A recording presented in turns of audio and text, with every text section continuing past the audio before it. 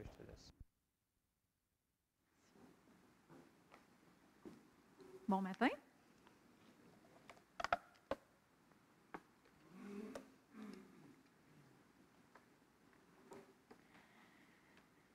Je suis contente de toutes vous voir ce matin. Est-ce qu'il y en a qui ont passé un bel été? Oui. C'est pas tout à fait fini encore. Il en reste un petit peu. D'ailleurs, il y en a beaucoup qui sont absents pour la fin de semaine de la fête du travail. Mais le Seigneur a quelque chose pour nous ce matin. Amen. Je trouve ça intéressant, la direction que Dieu nous a dirigée en tant qu'Assemblée au courant de l'été concernant la prière. Puis même durant nos vacances, Donald il a même continué sur le sujet de la prière. Puis Lisa nous a parlé d'honorer Dieu qui coule toutes dans la même direction. Puis je trouve que ça convient parfaitement aussi avec la vision que le Seigneur nous avait donnée au début de l'année, qui était 2024, qui était de demeurer en lui, si vous vous souvenez. C'est demeurer en lui. Donc, ça fonctionne très, très bien avec la prière. Puis aujourd'hui, je vais continuer dans la même direction. Vous savez que la prière, c'est en fait de communiquer avec Dieu. Puis c'est une communication à deux sens. C'est pas juste une communication de nous à Dieu, c'est aussi une communication de Dieu à nous, puis de Dieu à nous. De nous à Dieu et de Dieu à nous. Amen. Merci de m'encourager. Vous savez tous que la communication, c'est primordial dans une relation. La communication nous permet de connaître plus une personne. Ça va nous permettre de connaître ses désirs, ses goûts, ses qualités, ses espoirs, ses sentiments, sa façon de penser, ses plans. Ça va aussi nous permettre, nous, d'exprimer ces mêmes choses-là à l'autre personne. C'est la communication. Et en fait, la communication, c'est ce qui fait qu'on va pouvoir partager ensemble des choses et même poursuivre des objectifs communs. D'ailleurs, je ne sais pas si vous avez remarqué, mais dans le mot communication, il y a le mot commun dedans. Et je sais que le langage verbal, ce n'est pas la seule manière qu'on a de communiquer, mais c'est quand même tout de même très important. Et j'ai toujours été impressionnée par les couples de deux langues différentes. Moi, je connais un homme d'origine égyptienne qui est marié avec une femme chilienne, si je ne me trompe pas. Et si je me souviens bien, ils se sont rencontrés dans un voyage. Puis le monsieur égyptien, lui, sa langue natale, c'est l'arabe égyptien. Puis elle, c'est l'espagnol. Moi, je suis comme, comment est-ce qu'ils font, tu sais?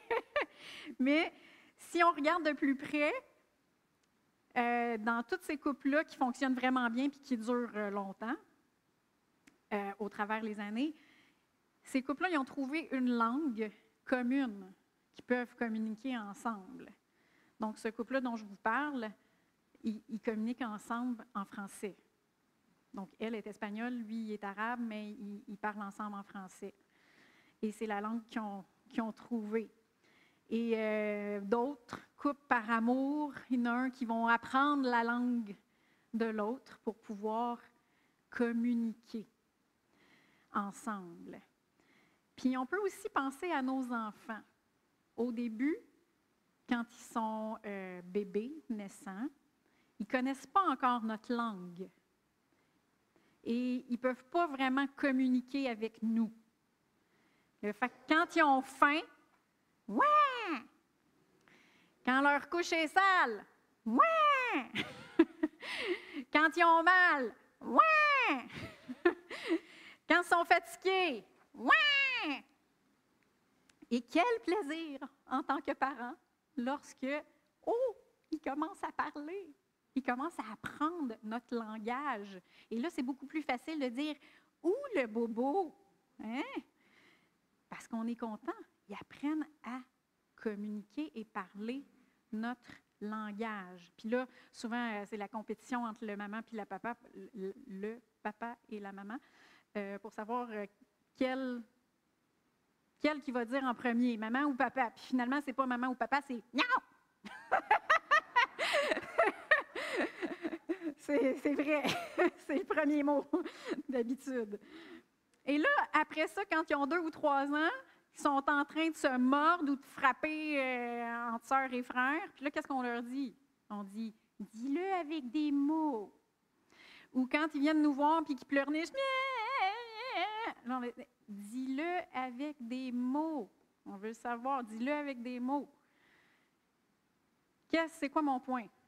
C'est qu'ils sont en train d'apprendre notre langage et ils sont en train d'apprendre à communiquer avec nous dans un langage que nous, on peut comprendre et que eux peuvent comprendre. Et le titre de mon message ce matin, c'est « Communiquer avec Dieu dans son langage ». Oui, mais Jessie, Dieu, il connaît toutes les langues. Il parle la langue du cœur. Il connaît ce qui est dans mon cœur, il me comprend. Oui, mais selon la Bible, Dieu ne prête pas l'oreille et n'exauce pas toutes les prières. On va tourner dans Proverbe 28, verset 9, dans la Bible du Semeur. Si quelqu'un se détourne pour ne pas écouter la loi, sa prière même est en horreur à Dieu. Ça surprend, hein? Sa prière même est en horreur à Dieu. La loi ici, on parle dans ce temps-là, la loi, dans Proverbe, c'était toute la parole de Dieu qu'il y avait, hein? C'était la loi. Mais ça comprend la parole de Dieu. Dans le programme de culture et citoyenneté québécoise qui est enseigné aux enfants au primaire, ça met l'emphase sur ce qui unit les cultures et les religions plutôt que sur ce qui les divise. Puis je comprends bien le but de cette approche-là. Et une chose qui est enseignée ou qui est dite, c'est que dans ce cours-là, c'est que toutes les religions et toutes les cultures ont quelque chose en commun, c'est qu'ils ont une forme de prière. Puis on entend aussi des choses comme « ben moi, je crois dans la prière ». J'ai aussi vu une déclaration d'une actrice sur Instagram qui disait devant un magnifique, il y avait une photo sur Instagram, puis ça disait une magnifique photo d'un paysage d'Asie, puis ça disait « Sometimes seeing is prayer ». En français, quelquefois, voir, c'est une prière. Puis elle faisait sans doute référence à un état contemplatif ou méditatif devant un beau paysage. Mais, comme on a vu tantôt dans notre verset, plusieurs prières ne sont même pas de la communication avec Dieu. Il y en a même qui sont en horreur à Dieu. Il y a des prières qui ne sont même pas adressées à Dieu, parce que la méditation, c'est considéré comme de la prière. Il y en a qui sont adressées à des faux dieux, à des esprits. Puis même dans ceux qui lui sont adressés à Dieu, Dieu n'est pas nécessairement attentif à toutes les prières. Et je vais vous amener dans 1 Pierre 3, 12, la version Louis II. « Car les yeux du Seigneur sont sur les justes, et ses oreilles sont attentives à leurs prières. Mais la face du Seigneur est contre ceux qui font le mal. » Jessie, tu ne trouves pas que tu es dure un peu le matin? Comment est-ce que je peux savoir que Dieu va entendre ma prière? Bien, c'est justement ce qu'on va parler ce matin. Et en fait, c'est vraiment pas compliqué. Il faut juste apprendre à communiquer avec Dieu dans son langage. Et qui ici veut savoir, hors de tout doute, quand il prie, que Dieu les entend? Y en a-tu qui veulent savoir? Hors de tout doute, que Dieu les entend puis qu'il exauce leurs prières. Moi, je veux savoir ça. Alors, c'est quoi les prières? Quelles sont les prières que Dieu écoute? Le verset qu'on vient juste de lire, ça dit que les yeux du Seigneur sont sur les justes et ses oreilles sont attentives à leurs prières. Donc, on sait que Dieu non seulement écoute, mais il veille et il est attentif à la prière des justes. Là, tout de suite, certains vont se demander, les justes, est-ce que je qualifie pour être juste? Parce que tout le monde sait qu'on n'est pas parfait dans la vie, on n'est pas... personne n'est parfait. Puis il y en a d'un autre côté qui vont regarder à leur vie, puis ils se disent, on a déjà entendu dire, je dois mener une bonne vie. Hein? Je dois mener une bonne vie. Fait que je mène une bonne vie, fait que Dieu, il doit sûrement entendre mes prières. Mais c'est qui les justes, selon la Bible? Romains 5,1, dans Louis II, ça nous dit « Étant donc justifiés comment? Par la foi, nous avons la paix avec Dieu par notre Seigneur Jésus-Christ. » Donc, les justes, c'est eux qui ont cru en Jésus-Christ et qui ont reçu le pardon de Dieu, comment? Par la foi. Pas en étant parfaits, pas en ayant une bonne vie. Ils ont cru en Jésus et ils ont été pardonnés et justifiés par la foi. On sait qu'on devient juste par la foi. Mais la Bible dit aussi des justes, dans Hébreux 10, 38, « Et mon juste vivra par la foi. » On ne fait pas juste devenir juste par la foi, mais le juste vit aussi par la foi. Mais s'il se retire, et la seconde 21 dit, « S'il revient en arrière,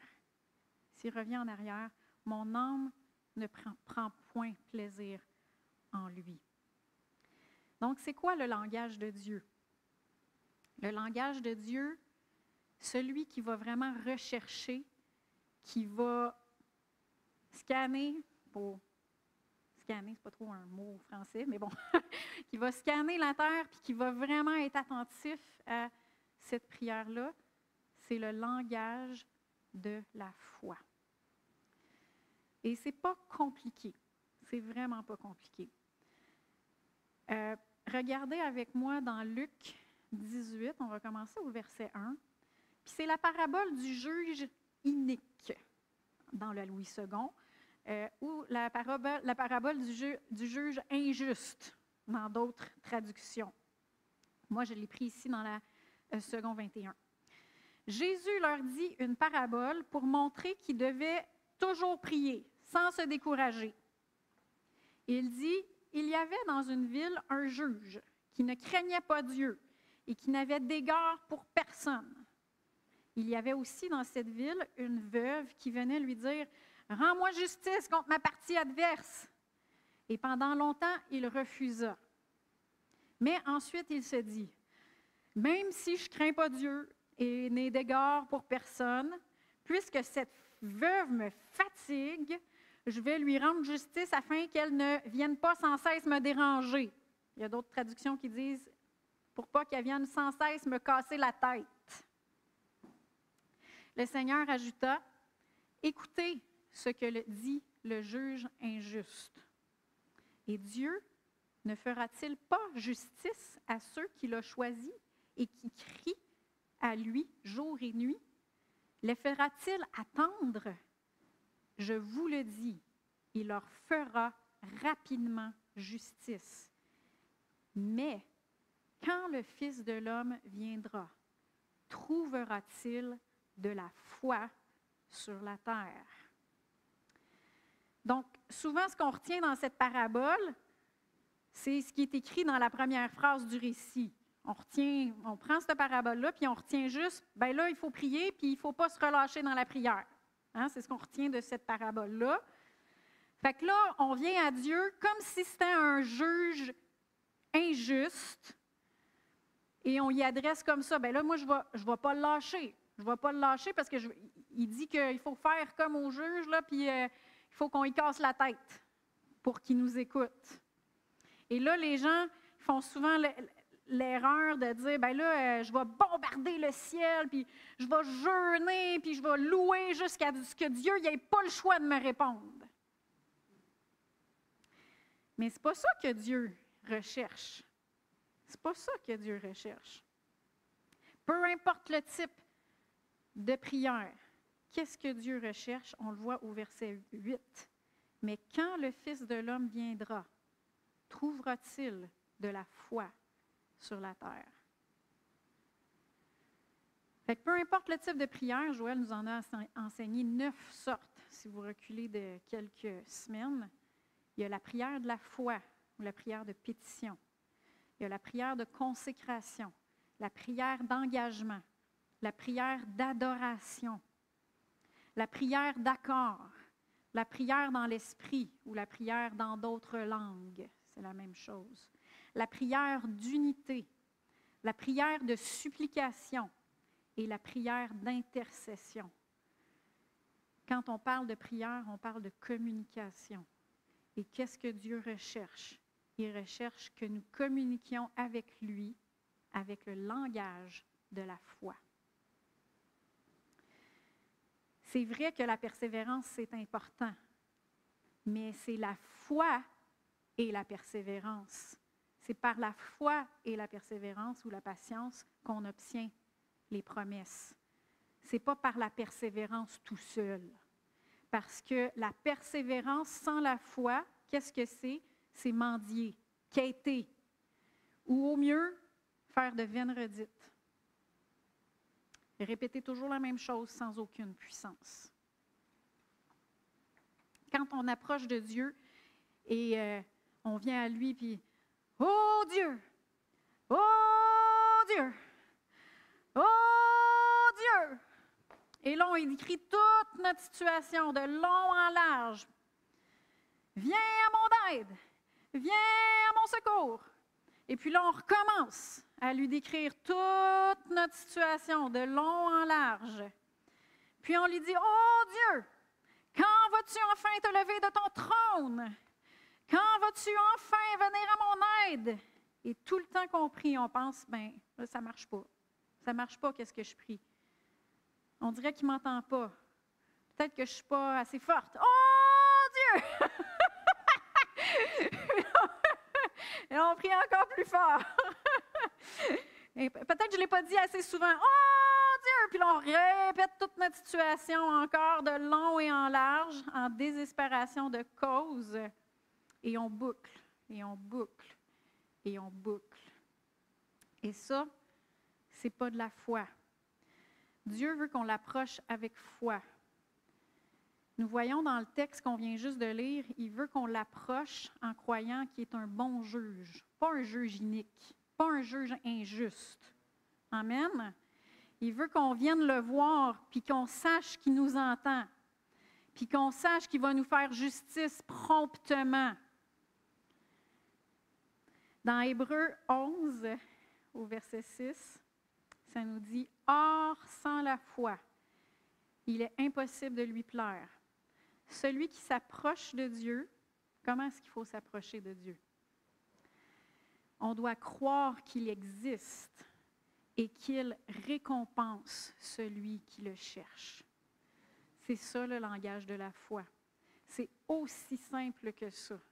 Et moi, je trouve ça merveilleux parce que peu importe où que tu sois, même si tu es un autochtone qui vit dans le fin fond des bois, dans une tribu isolée, qui n'a jamais entendu parler de Jésus, ça fait des centaines de générations que tes parents et toi sont des adorateurs de la nature et des esprits de la nature. Peu importe si tu es, ou de l'autre côté, peu importe si tu es un biologiste, rechercheur international reconnu, si dans ton cœur, tu dis, Dieu, je reconnais que tu dois exister. Je le vois dans la nature. Je le vois dans ce que je suis en train d'étudier. Révèle-toi à moi. J'aimerais ça te connaître. Dieu il va l'entendre, ta prière, parce que ça, c'est le langage de la foi. Tu crois qu'il existe, puis tu t'approches avec foi. Et il va faire en sorte que même s'il n'y a personne qui a accès à toi, moi je le crois, comment est-ce qu'on a entendu de témoignages de personnes qui ont eu des rêves, puis que Jésus est venu les visiter, même sans aucune... Pourquoi? Parce que dans leur cœur, il dit Seigneur, il les approchait avec foi. Et ça rouvre, le langage de la foi, ça rouvre la communication avec Dieu à n'importe qui. À n'importe qui. Je vous avais dit que ce n'était pas compliqué finalement. Hein? Et dans Hébreux 4, au verset 15 et 16, ça nous dit « Car nous n'avons pas un souverain sacrificateur qui ne puisse compatir à nos faiblesses. Au contraire, il a été tenté comme nous en toutes choses, sans commettre de péché.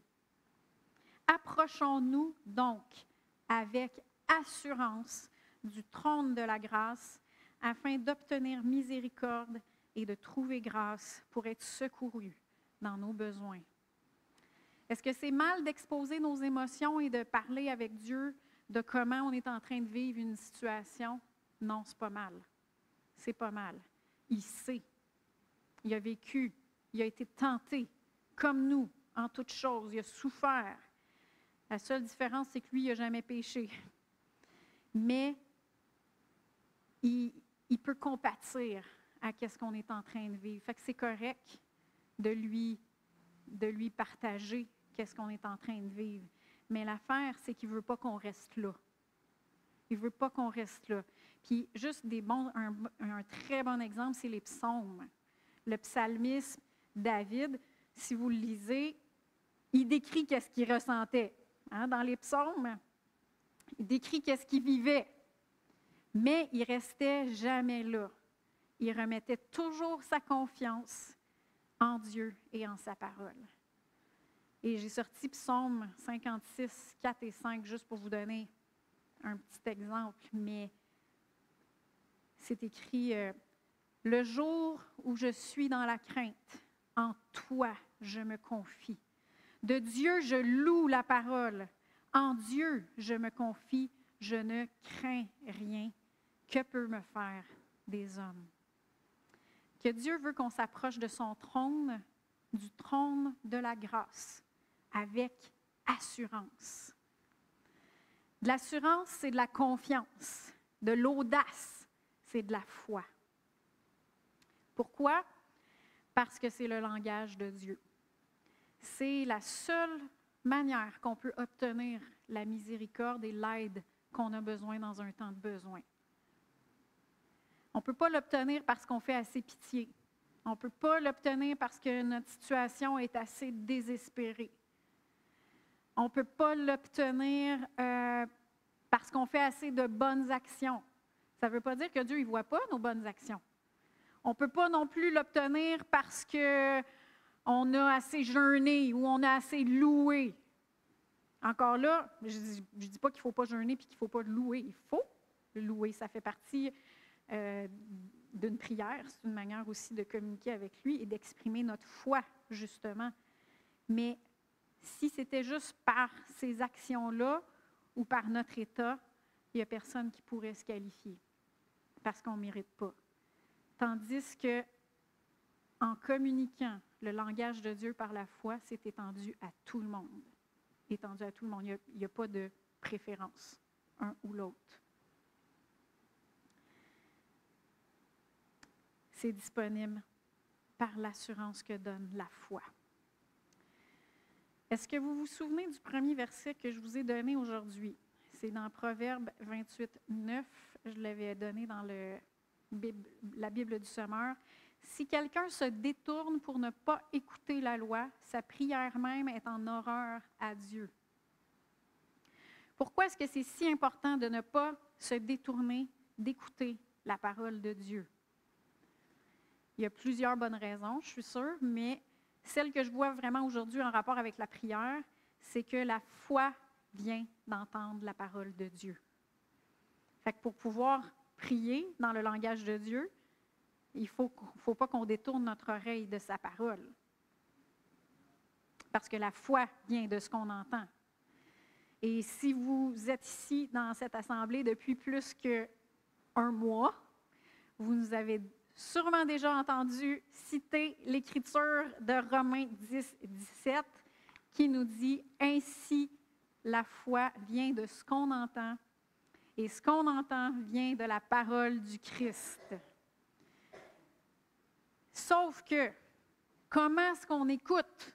Quelle importance est-ce qu'on donne à la parole de Dieu dans nos vies? Quelle place qu'on lui donne dans nos pensées aussi? Et là, je vais vous donner je vais vous donner une image ou une allégorie. Et si vous vous reconnaissez dans l'image que je vais donner, s'il vous plaît, ne vous fâchez pas. On peut tous s'y reconnaître, tout le monde. On peut tous s'y reconnaître à un moment donné ou l'autre de notre vie. Faites juste regarder droit devant vous, puis dites « Amen, Jessie! » Quelqu'un a besoin d'entendre ça. Même moi, des fois, il faut que je dise ça. « Amen, Jessie! Tu as besoin d'entendre ça. » Donc, mon image. Imaginez-vous quelqu'un qui est dans une rivière profonde. Puis cette rivière-là, elle a un courant. Ça peut être cette personne-là qui est dans la rivière. Ça peut être vous ou non. Cette personne-là est en train de se noyer. Ou si elle n'est pas en train de se noyer, elle est prise dans le courant, puis le courant l'entraîne vers des rapides. Puis pas des rapides le fun, là, des rapides mortels, avec une chute mortelle qui entraîne au fond puis que tu ne peux plus sortir.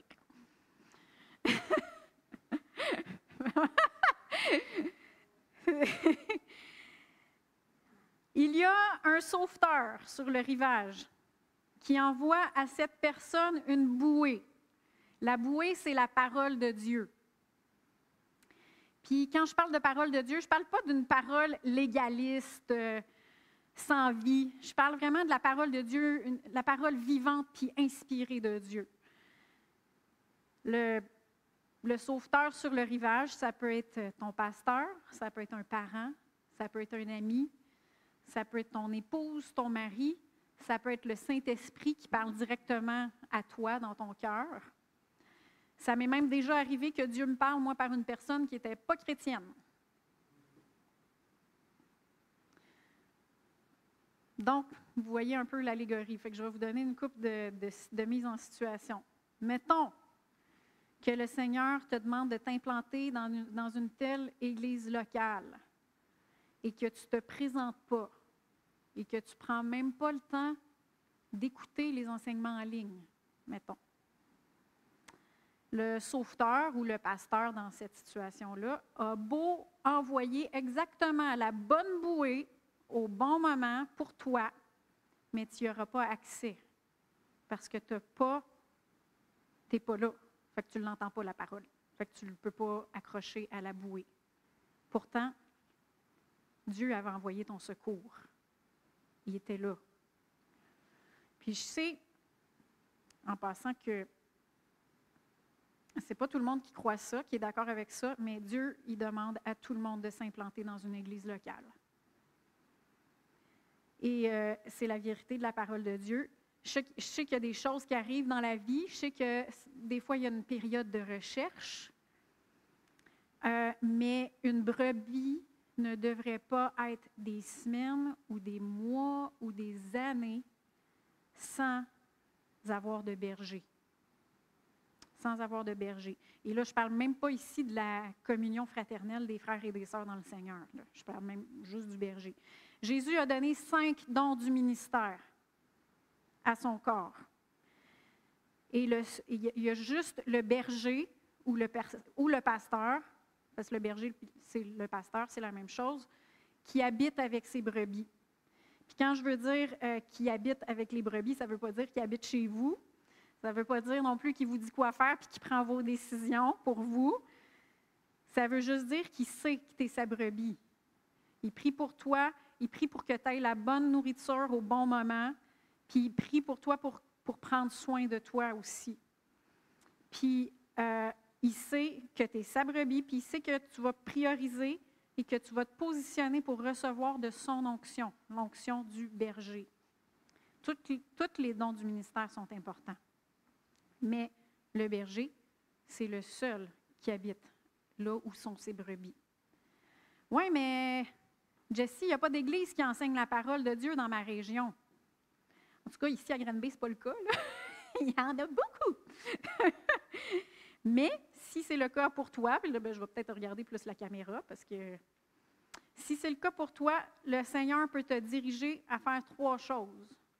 Soit conduire la distance, si tu as la santé, puis la capacité de le faire, parce que ça vaut la peine de conduire puis d'aller s'implanter dans une église pour pouvoir être sous l'onction d'un berger, et aussi pour la fraternité, mais là, je ne parle pas de ça présentement. Soit de prier Dieu que le Seigneur envoie un ouvrier dans ta région. Peut-être que c'est même toi que Dieu y envoie dans ta région.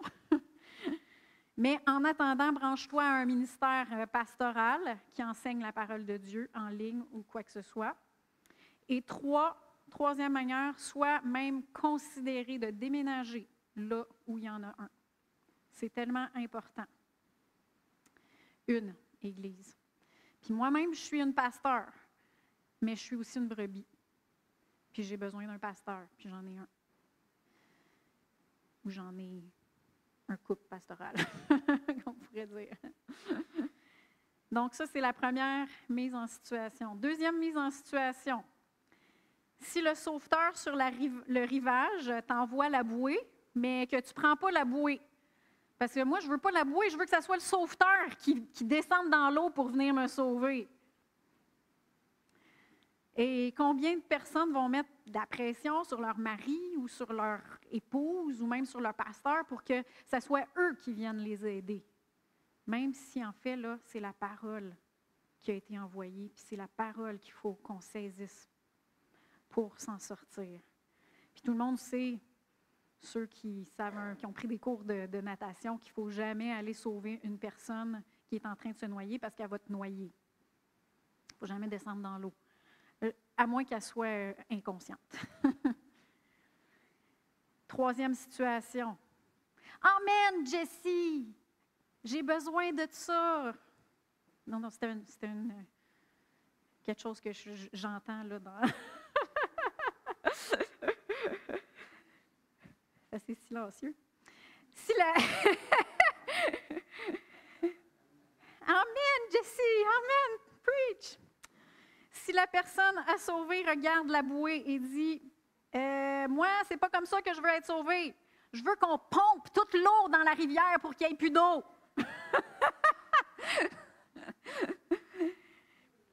Parce que je ne veux plus vivre ces circonstances-là. Je veux que Dieu me sauve en m'enlevant de la circonstance. Je ne veux plus qu'il y ait d'eau. Pourtant, la solution, c'était de prendre la parole concernant notre situation, puis de s'y appuyer fermement, de la proclamer sur notre situation et de faire ce qu'elle nous dit de faire pour pouvoir avoir la victoire. Amen? Amen! Merci, Marco! L'autre situation. Si la personne à sauver, elle sait nager. Fait qu'elle, son problème à elle, c'est pas qu'elle est en train de se noyer, c'est qu'elle est en train d'être entraînée dans le courant, puis d'être éloignée du rivage, puis elle s'en va dans des rapides. Des rapides pas le fun, des rapides mortels.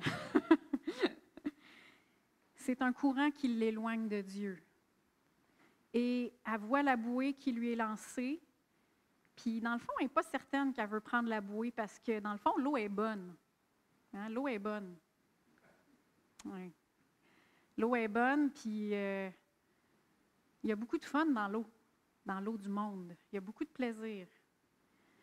Et elle regarde la bouée, puis là, c'est juste un autre serment, un autre sermon. Ça ne s'applique pas vraiment à moi. De toute façon, moi, je n'ai pas besoin de la bouée, je sais nager. Et la bouée, c'est juste pour les faibles. Ça ne s'applique pas vraiment à moi. Puis les sauveteurs, ce sont juste mes parents. c'est mes parents. Puis je ne parle pas juste pour les jeunes, là. Des fois, il y a des adultes qui se disent ça. Ah, c'est juste mes parents qui m'ont parlé de ça quand je... C'est la religion de mes parents.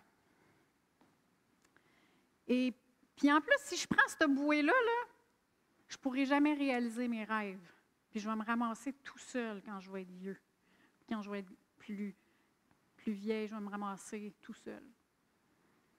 Pourtant, la bouée dit dans Éphésiens 3, 20 et 21, « Or, à celui qui, par la puissance qui agit en nous, peut faire infiniment au-delà de tout ce que nous demandons ou pensons, à lui la gloire dans l'Église et en Christ Jésus dans toutes les générations, au siècle des siècles. Amen. »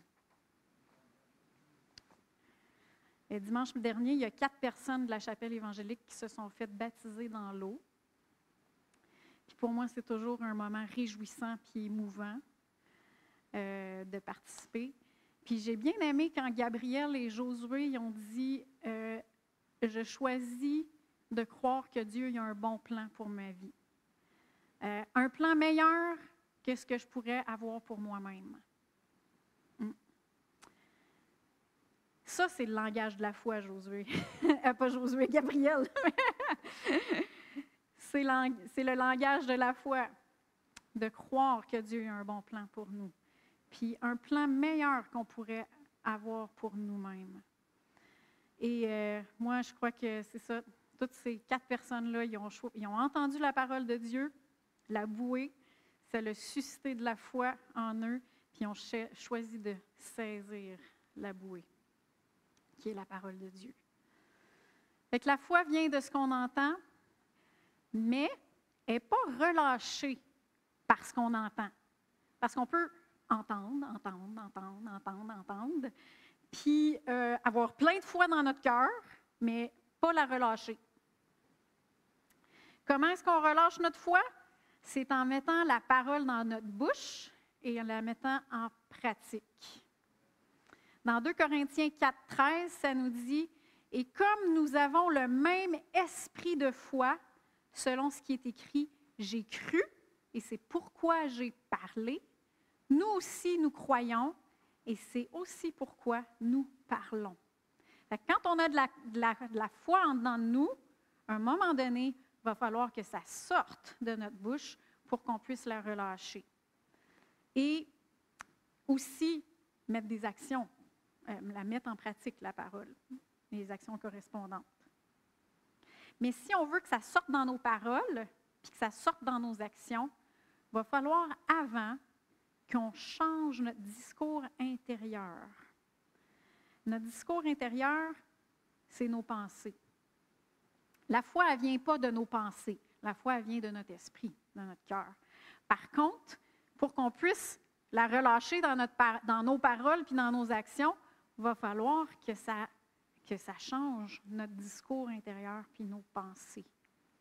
La parole de Dieu appelle ça le renouvellement de l'intelligence dans Romains 12, 2. Puis, pour faire ça, il va falloir changer notre discours intérieur pour qu'il s'accorde avec la parole de Dieu, pour qu'on puisse relâcher cette foi-là. Fait qu'il va falloir passer de « ben moi, je ne suis pas de même, je ne suis pas comme ça » à « je suis qui la parole de Dieu dit que je suis ». Amen. J'en peux plus, je ne suis plus capable à, par la grâce de Dieu, parce que par moi-même, je ne peux pas, là, ça c'est vrai, mais par la grâce de Dieu, je peux faire ce que Dieu me dit de faire. On peut passer de « je ne sais plus quoi faire ». C'est-tu arrivé à du monde de dire ça? Moi, je ne sais plus quoi faire. Et on passe notre discours intérieur de ça à « je suis sa brebis, je connais sa voix et je vais suivre la voie du bon berger ». On peut passer de si je fais ce que Dieu me demande, ben je vais tout perdre. Au lieu de laisser ça dans notre tête, on passe à « le Seigneur m'aime Il me dirige près des eaux paisibles, vers le plus cassé, vers l'infiniment au-delà de ce que je peux penser ou imaginer. Je lui fais confiance. Fait que vous voyez comment est-ce qu'on change notre manière de penser puis qu'on change notre discours intérieur. Puis j'ai déjà entendu la question, si c'est en croyant du cœur puis en confessant de la bouche qu'on parvient au salut, ça veut-tu dire que ceux qui ont une condition physique qui les empêche de parler, ou une personne, mettons, mourante, qui n'est plus capable de parler, elle ne pourra pas être sauvée? Parce que même si elle croit dans son cœur, elle n'est pas capable de parler. Mais non, parce que le discours intérieur qu'on a, ce sont des paroles. Et Dieu, il entend notre cœur. Il entend les paroles de notre cœur. Ce n'est pas une question de volume, mais il y a des fois où il va falloir déclarer ce qu'on croit à voix haute, ou même chanter les louanges de Dieu à voix haute avec une certaine force. Ce n'est pas une question de volume, ce n'est pas parce que Dieu il est dur d'oreille, ce n'est pas parce qu'il faut essayer de le convaincre ou se convaincre nous-mêmes, mais c'est parce que des fois, les circonstances y parlent fort. Des fois, notre corps peut parler fort aussi. Et le diable peut nous amener des doutes qui parlent très fort. Et c'est là qu'il va falloir que notre foi parle plus fort que ça. Et c'est pour ça que des fois, il faut qu'on le déclare avec force, autorité et volume. Ce n'est pas une question de volume. Dieu, il entend notre cœur. Mais il y a des fois qu'il faut que ça sorte parce que les choses parlent plus fort.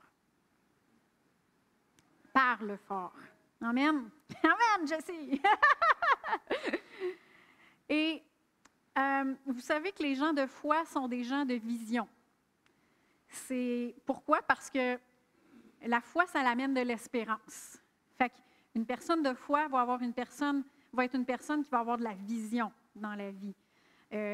Hébreux 11:1, ça nous dit « Or, la foi, c'est l'assurance ».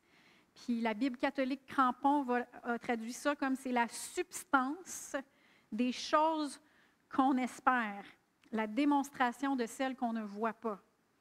Fait que quelqu'un peut avoir une vision dans son cœur, ça vient soit de la parole de Dieu écrite ou de quelque chose que le Saint-Esprit a mis dans nos cœurs, et là, ça va produire une vision.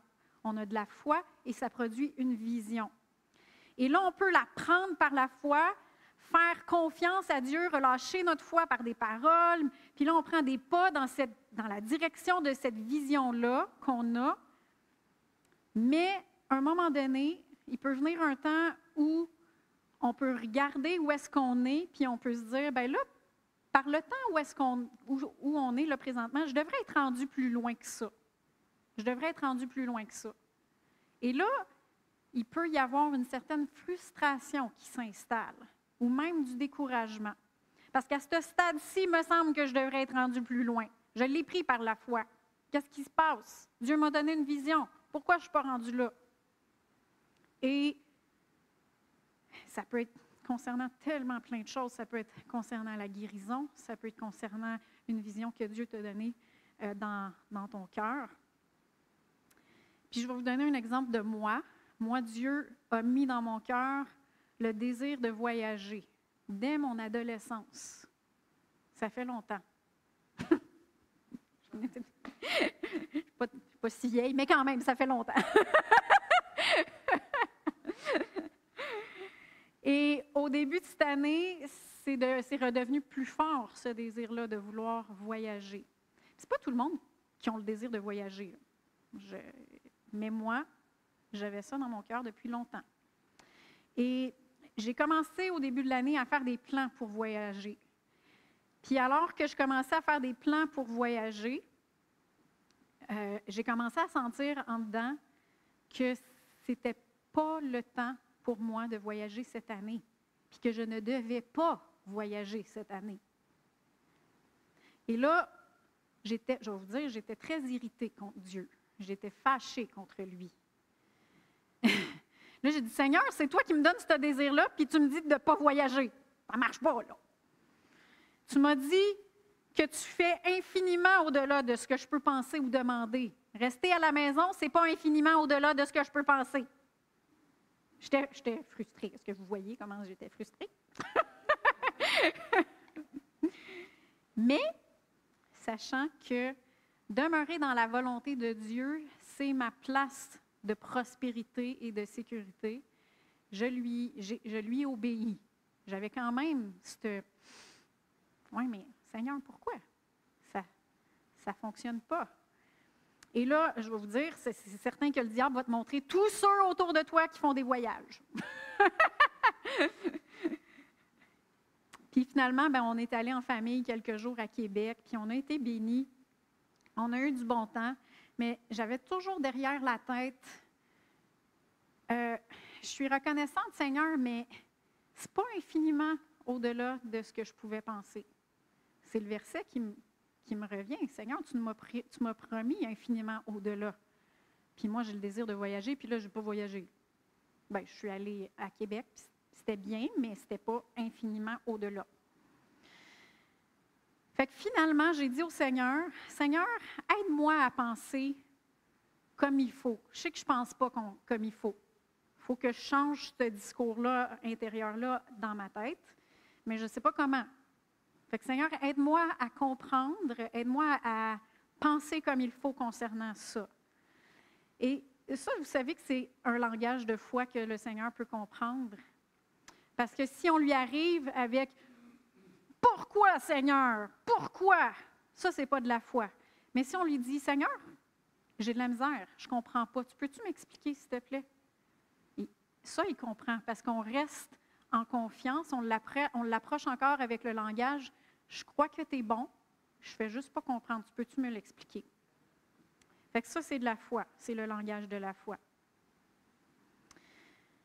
Et finalement, le Seigneur m'a parlé par une prédication. J'ai écouté une prédication. Et en gros, ce que la prédication, je vais vous donner en capsule ce que j'ai compris.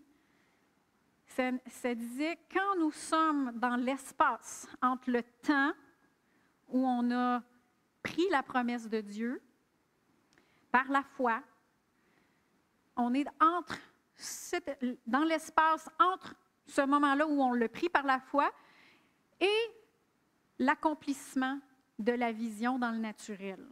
On est dans cet espace-là, entre les deux. Qu'est-ce qu'il faut faire? Il nous faut célébrer la progression qui se produit. Oui, peut-être qu'on n'est pas encore rendu là, mais qu'est-ce que Dieu y a fait jusqu'à présent?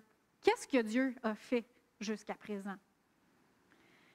Vous savez que Dieu n'est pas juste intéressé par notre arrivée au but, il est aussi intéressé par notre progression. Dans 1 Timothée 4,15, ça nous dit « Applique-toi et sois tout entier à cette tâche, afin que tes progrès soient évidents pour tous. » Donc, oui, peut-être qu'on n'est pas encore arrivé à l'accomplissement complet de la vision, mais c'est quoi le progrès qu'on a fait jusque-là? C'est quoi les victoires que Dieu a amenées dans notre vie d'ici à là? Et j'ai commencé à célébrer. Je dis, oui, c'est vrai, Seigneur, tu as fait ça, tu as fait ça, tu as fait ça. Merci, Seigneur. Et je ne suis pas à la même place où est-ce que j'étais à 15-16 ans, quand j'ai eu ce rêve de voyager. Et merci, Seigneur. Il y a de la progression qui se fait. Je suis rendue beaucoup plus loin. Tu m'as amené beaucoup plus loin. Puis en fait, j'ai même réalisé que durant nos vacances, il y avait quelque chose que j'associais à des voyages qui s'est produit alors qu'on ne voyageait pas. Et ça, je ne m'en attendais pas. Fait que c'était au-delà de ce que je pouvais penser. Donc, j'ai commencé à remercier Dieu pour le progrès dans ma vie, sans pour autant cesser de m'attendre à des voyages futurs. Et c'est ça qu'il faut faire, c'est qu'on ne lâche pas la vision que le Seigneur nous a donnée, mais on se réjouit, puis on remercie le Seigneur pour la progression qu'on fait, qu'on est en train de faire. Amen. Amen. Fait que si on apprend à communiquer avec Dieu dans le langage de la foi, on va pouvoir venir à lui avec assurance, peu importe le type de prière. Non seulement on va savoir qu'il nous entend, avec la certitude qu'il nous entend, mais on va aussi être en mesure de comprendre qu'est-ce que lui, il nous dit. Amen. Fait que demeurons dans sa parole, puis réjouissons-nous dans la progression. Amen. Je vous invite à vous lever.